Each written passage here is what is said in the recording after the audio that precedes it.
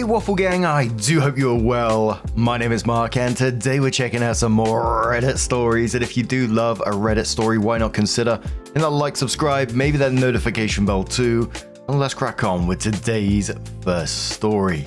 Much love guys. Now today's first story comes from Dry Season 1221 and it says, am I the arsehole for not going to the birthday party my sister-in-law planned for me? This situation has been on my mind a lot, and I just need to know if I was in the wrong in the way I reacted.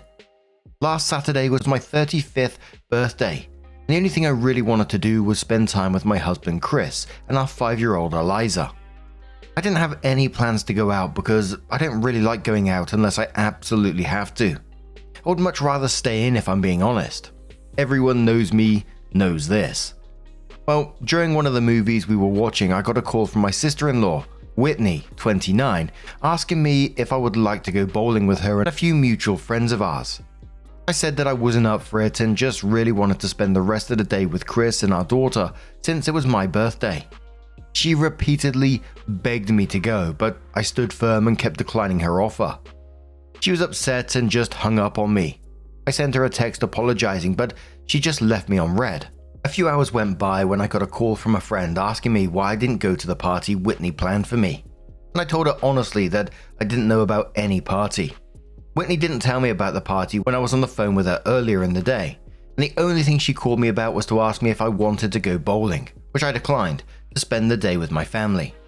My friend called me ungrateful and rude for completely dismissing Whitney's feelings after she spent so much time planning for my birthday party. I apologized because I honestly didn't know, but my friend told me that I was still wrong to decline her offer instead of going to the party. I called Whitney after I got off the phone with my friend and asked her why she didn't just tell me about the party. I would have gone knowing that she put a lot of time and effort into planning it, but I didn't know.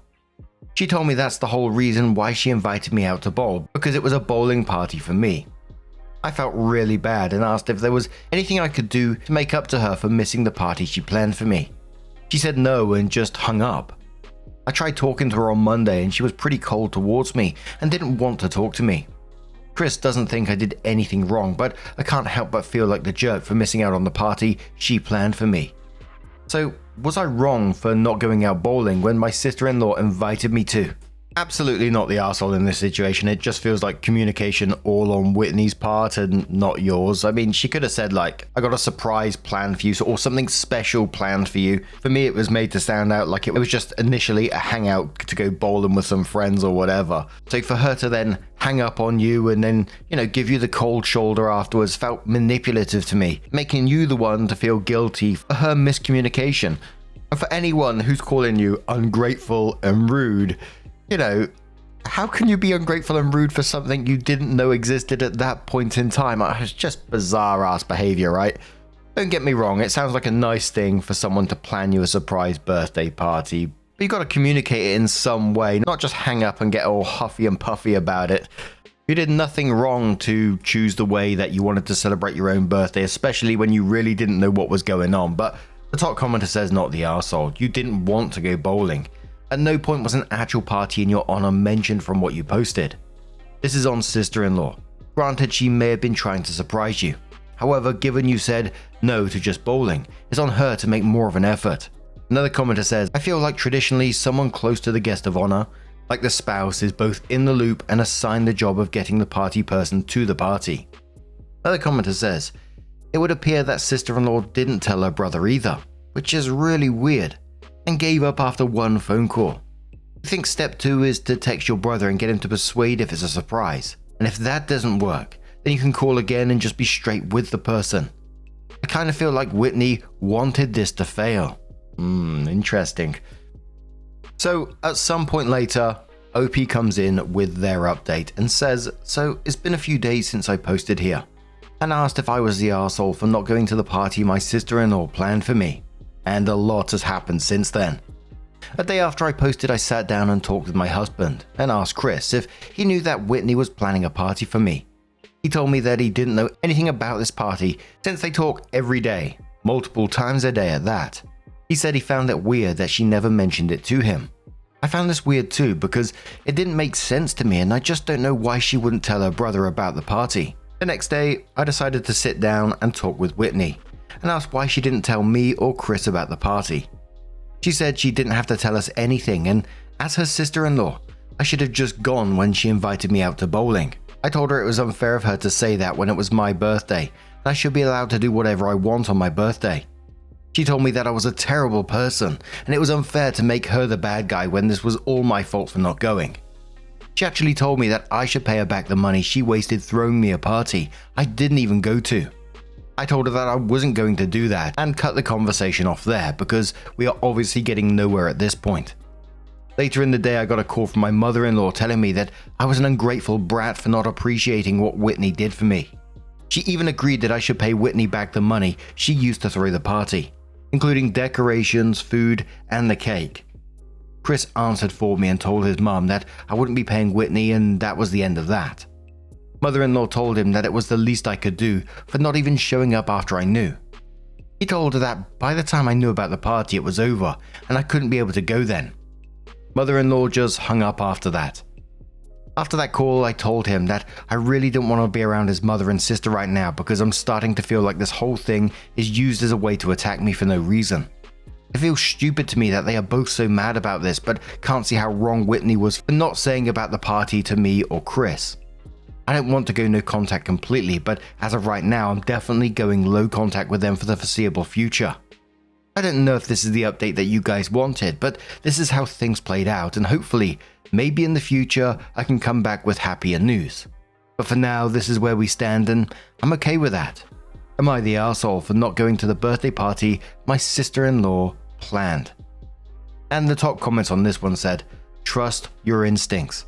That wasn't a party for you. And now they money grab. Get the fuck out with that." Another commenter says, "It's a setup for sure. There is no way she would have planned a party for OP without telling her brother to make sure she would be there if she actually wanted her to be there. What an elaborate way to try and make someone look bad and turn others against them. And the funny part is that nobody looks bad except for sister-in-law and mother-in-law. They definitely don't like OP, and they are the arseholes." Yeah, and certainly after that update, it did feel very set up-ish, didn't it? You know, the sister-in-law inviting other people, OP's friends, but not her brother as well, and mother-in-law is going along with this. Yeah, it's screaming there's other stuff going on in the background and it was a setup. And when OP says, you know, maybe it's not the update everyone wanted, but, you know, going low contact is definitely a step in the right direction for me. Maybe a step further as well, but you know, that's up to OP. She knows all the relationships close to her, but definitely taking a step away from this madness is the right thing to do. But what do you guys make of this situation? Let us know your thoughts down in the comments below, and let's move on to another story.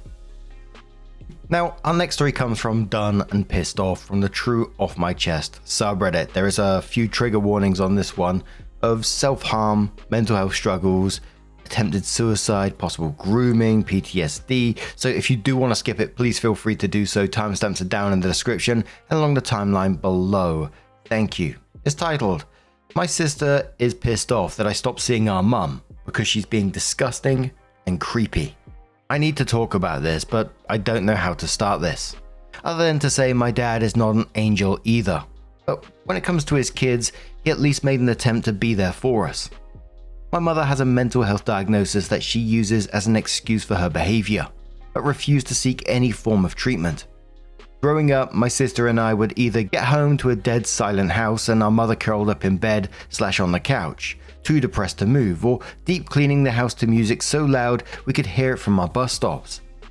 Sadly, the depressed moods were what we looked forward to, because she also became extremely verbally abusive, and at times even physically, though never to extremes. She would constantly accuse my father of cheating, refused to even sleep in the same room as him. No idea if he was. Wouldn't super surprise me, but also I don't know. And the one time he tried to send her to inpatient treatment, when she got out after 72 hours, she told him that if he ever did it again, she would divorce him and a bunch of other threatening stuff. My father was too scared of the threats to try and force help again after, and she just got worse as time went on. Eventually, when I was 16 and my sister was 14, we heard her screaming on the phone that she was going to kill herself in front of us. I got out of the house and took her swimming at the creek near our house because at 16 I had no clue what else to do. That day when we finally got back, my dad sat us down and told us that he and our mother were going to get a divorce. He didn't expect for us to be relieved by the news until my sister broke down and told him that we had heard what she said on the phone. There was a lot of crying and a lot of court dates, protective orders and such, and a bunch of other stuff that ended up with us not having to see our mother unless we wanted to. I suppose when it sunk in that we didn't want to be around her when she was acting like a loon, she decided to take her mental health more seriously.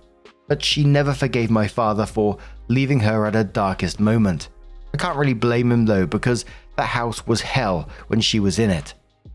Anyway, I'm 22 now, and my dad has started dating again this year. The woman he's been seeing is lovely, age appropriate too, and they do cute old people shit together, even though that they aren't that old, lol. Farmers markets, antique stores and yard sales every weekend. My mother took it hard for some reason, even though she has been dating on and off since the divorce. She'd been saying everything from how he left her for a cow to saying that she always knew he'd been cheating on her and this was the proof. It got to the point that we had an argument that unfortunately got a little heated and ended with me saying something like, "You're divorced, get over it. How are you not fucking embarrassed?" And something about lacking pride. All of which I ended up apologizing for, because even if I think I was right, it was a pretty cruel thing to say. Cut to less than a month after that argument, and she starts showing off her new boyfriend, who happens to be closer to my sister's age than hers. I'm well aware this relationship is meant to be a middle finger to my dad, but I can't help it. It's fucking gross, dude. This guy is younger than me and is playing house with my mid-50s mother. It's weird and predatory and gross.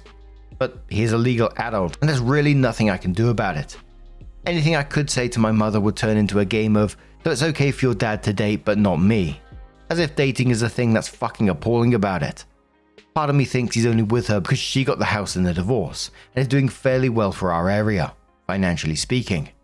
The rest of me thinks she's groomed this dude, so I've pretty well just stopped communicating. I never give a real explanation for why I can't come over or talk on the phone, just that it's really busy at work. My sister came over Monday and said that our mum really misses me, and that she hopes I can come around this weekend, because she's planning to make my old favourite for dinner on Saturday. I'm not sure what that means unless she's talking about a cold slice of hot and ready that I had to sneak for my sister while she wasn't looking, but whatever. I tried to hedge around the issue, but my sister wouldn't drop it, and I ended up snapping that I didn't want to go watch a 50-something get handsy with a college freshman. My sister ended up looking absolutely shocked by this and asking if I was serious. When I shrugged and nodded, she started cursing me 7 ways to Sunday and asking why I had such a problem with mum being happy finally.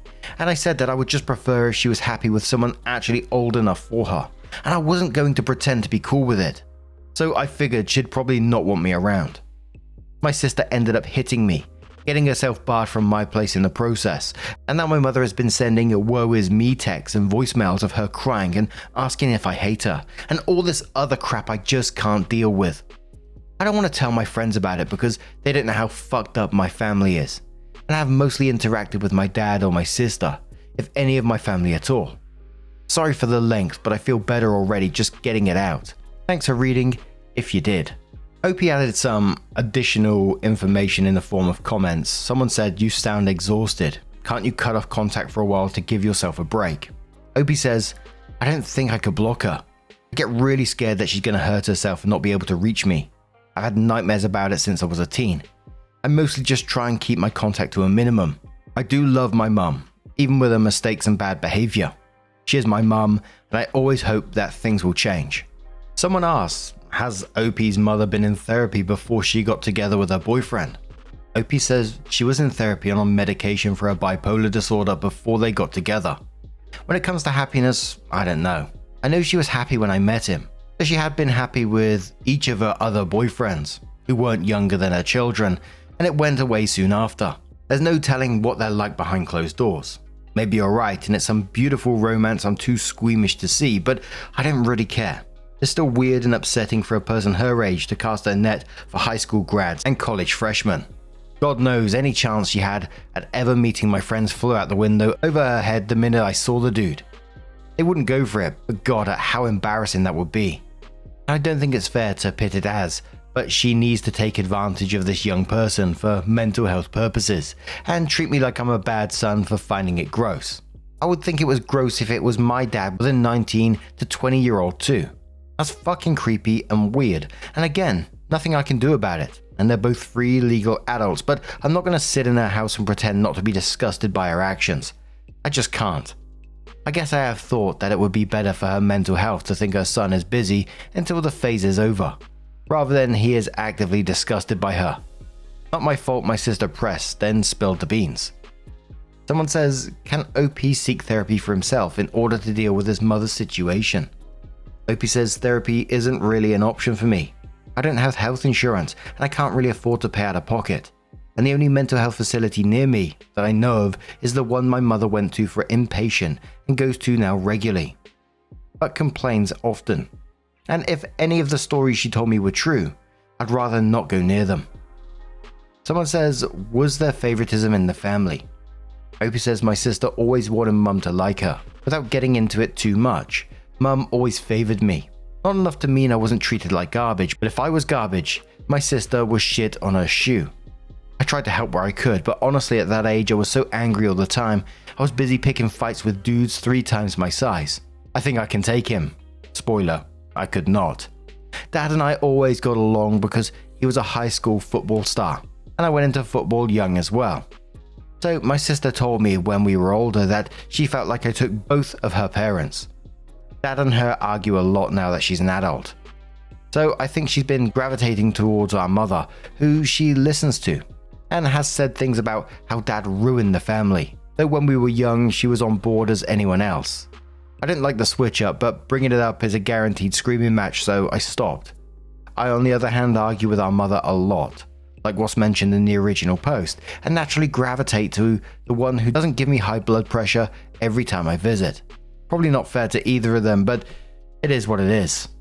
It sounds like you've been through absolute hell growing up, and parts of the story it sounded like you was protecting your sister in a way, so maybe she hasn't seen everything that you've been through, and you don't have to be around your mum and her new relationship. Even without the relationship side of things, her behavior and the history of it all, you don't owe your mum anything in that respect. You said very early on in the post that, the mental health stuff that she's suffering with, but never went to seek for any help with it at all. So you were suffering because of that. And like you said, it sounds like your sister has been conditioned to defend your mum no matter what, and she's probably getting manipulated on the side of things as well. Already seeing manipulation from your mum with the guilt-tripping texts and the crying voicemails, it's just all manipulation. But roughly 11 months after that post, OP came in with an update and says, "Hi, just remembered this account because I was talking to my sister recently and the big fight came up. And I remembered that a couple of people asked for an update if there was one. So I decided to give one. Someone on my last post said something that I just couldn't shake off, about bipolar disorder being hereditary. And I kept thinking about it and getting sick and going through my sister's behavior at the time and how she had changed. Without getting too into her business, my mother wasn't the only issue. The hitting wasn't the only issue. But at the time I just thought she was going through a I'm an adult, I can do whatever I want type of phase, which I admit I went through. It wasn't until someone pointed it out that it kinda lined up in my head. I ended up talking to my sister into seeing someone, just to get tested. I agreed to do it as well, because she had a whole I'm not crazy, you're crazy freak out on me. I looked into it, because another comment had mentioned pay scaling and found an option in our price range at the time. Though now I have insurance through my new job, so soon neither of us will have to worry about that as much. I triple checked I could put her on my insurance. I got lucky since she's still in college. Anyway, after talking to our respective therapists and psychologists, it seemed that she has bipolar 1, like our mother, whereas I have PTSD surrounding my mother and her care. She jokes that I got off lucky because she has to take big ol' horse pills and I get a free pass to smoke weed. My mum stopped seeing the little boy only a few weeks after the post. I knew it was a phase. From what my sister says, she's been dating another man now, but hasn't changed the way she acts. I think my sister is close to cutting off contact with her too, which, despite how cruel it sounds, I'm hopeful for. For me, cutting contact came after my therapist said that What I saw as normal arguments between us was me becoming triggered. Feels weird to use that word. I've never been the kind of asshole to hate trigger warnings, but to think they apply to me is weird, because she's always reminding me of the worst times of my life. I thought about that a lot and decided I agree. Fighting with her about it would get me nowhere. So I just told her I didn't want to see her for a while and blocked her. She didn't take that good, but she calmed down after the first couple of weeks. On a much happier note, my dad is getting married to his girlfriend, which I am so excited for. She's a lovely lady, and they share so many passions. Their antique glass collection belongs in a museum, and I've never seen two people more happy. Commenter says to OP, I'm honestly glad to hear a happy update from you, OP. Sounds like everyone you care about in your life is moving forward, as well as you. And I'm wishing you guys the best. Keep taking care of yourself. OP says thank you. I have to admit, I've been doing so much better since I decided to follow the advice from the last one, and really wanted to thank the people who gave it. More specifically, the people who made me consider my sister's mental health might be affecting her decisions. I didn't even consider that before then. I'm so lucky someone else did. Another commenter says congratulations to your dad and future stepmother, OP. I'm also glad you and your sister have some answers medically now. Hope your relationship has improved as well. Either way, I'm glad things seem to be going better for you. OP says, we're doing a lot better. She's off doing school stuff more often than not, but that's nothing to complain about. We hang out when we can and we don't fight anymore. Mostly. I mean, she is still my sister. Lol. OP says, OP, you're a great sibling as well as a great child to both your parents. Although your mother's illness clouds her ability to recognize how protective you were of her. So happy you sought testing and therapy for yourself and sis, especially sis. Untreated bipolar symptoms can certainly exasperate and conditions worsen. You likely have a sis in a much better place now. Best wishes, please keep us apprised. OP says she is. She's been doing so well in school, though that's nothing new. Growing up, she would help me with my homework, despite being 2 years below me. She's an honest-to-God genius, and it was weird seeing her not care about that for a while. But I really just thought it was a phase. I'm so eternally grateful for the people who told me it might not be. I can't imagine where my sister would have ended up if she waited as long as our mother did to get help. And like the commenter said, I'm so glad that things seem to be taking a better turn for OP and the sister in this as well, especially getting a diagnosis for the sister I think is super important. But what do you guys make of this situation? Let us know your thoughts down in the comments below. Just a huge thank you for being here today, getting involved in the stories, your love, your support, your time. It always means the absolute world to me. Thank you so much, and hopefully I'll see you in the next one. Take care and much love.